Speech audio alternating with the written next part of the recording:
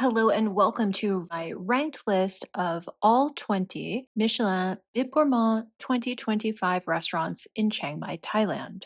Ranked from best to worst, number two on my list. So, in my opinion, the second best restaurant in all of Chiang Mai is Ekachan. According to Michelin, quote, this new restaurant in the heart of old Chiang Mai is run by a local chef who embraces the slow food concept, using ingredients from around the country. The fried rice with sweet shrimp is nicely cooked with sweet shrimp paste and tasty condiments, including fresh chili, shallots, and mango. The spicy beef turmeric curry is a standout with an intense mix of herbs and spices. If you're looking for the spice bomb, they can add fresh Thai chilies, end quote. So, first, the non food elements. I called on a Sunday evening around 5 p.m. to make a reservation for the same night and was told they could fit me in at 8 o'clock and gave my name. So, I was disappointed when I arrived and they had a pile of reservations, but not mine. Fortunately, I only waited around 20 minutes to be seated. I did get the impression that they just don't bother making reservations for parties of one. When you show up, they'll just make you wait until they can squeeze you in, and that does not impress.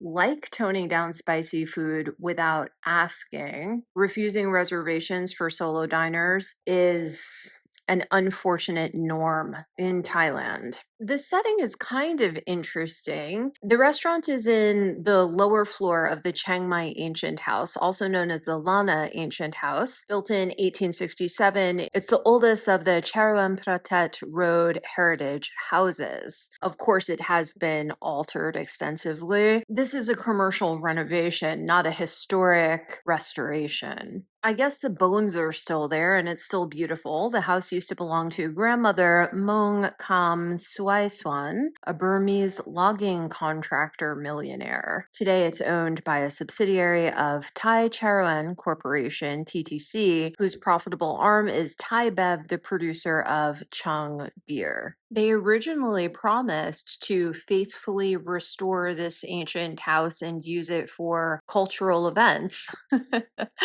but that didn't exactly happen. Similarly, the garden is completely gone. It's all just parking, and they stacked a bunch of modern buildings in there. So at present, there are a bunch of empty and underutilized retail spaces for no reason. Ah, let's sigh.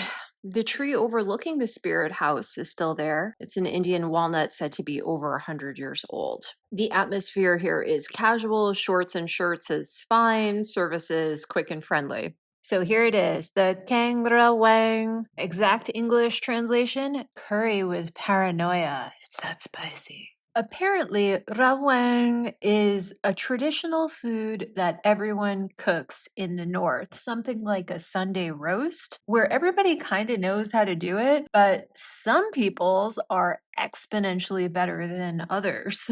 This beef was tender and tasty, and the curry was fantastic. It's up there in the top 3 best dishes I had in 3 months in Chiang Mai. I could list out all the spices and herbs typically used in the recipe: Thai, basil, lemongrass, dill, galangal, fresh red chili, etc. But the magic obviously happens in the blend, the balance, and the reduction. I'd eat at this restaurant again for this dish alone. Of course, I tried the recommended fried rice with shrimp paste and sweet shrimp as well. The pomelo, chili, onions, and cilantro are meant to be mixed into the rice. This was one of the best fried rices I've ever had. I didn't taste any strong shrimp paste or fermented fish sauce, any flavor like that. I really didn't taste anything like that, but the rice tasted amazing. The quote-unquote sweet shrimp are quite different from anything I've had before. They're a medium size, half dried, and dressed in something that does indeed make them literally sugary sweet.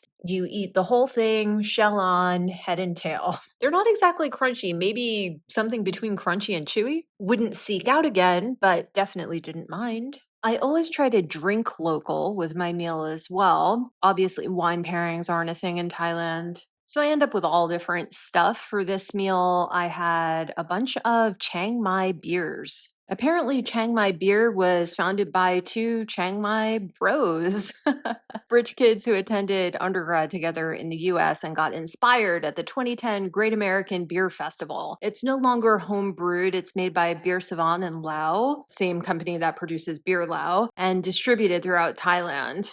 The Summer Sky Orange IPA is what I would call a dessert beer, a relatively cheap imitation of the lambic I was raised with. It's still superior to the many overpoweringly sweet, cheap, one note mass produced beers you can buy in 7-Elevens throughout Southeast Asia. But at this point, craft beer is an exaggeration for what Chiang Mai beer really is. I also had the Blossom Weizen. This was better and apparently remains closer to one of their original homebrewed recipes. Since discovering them here, I've bought a bunch of different Chiang Mai beers at the higher end supermarkets. My favorite is this, the Winter Night Cacao Stout. All in all, love Ekachan. I hope someday I have the chance to go back and try more of their food.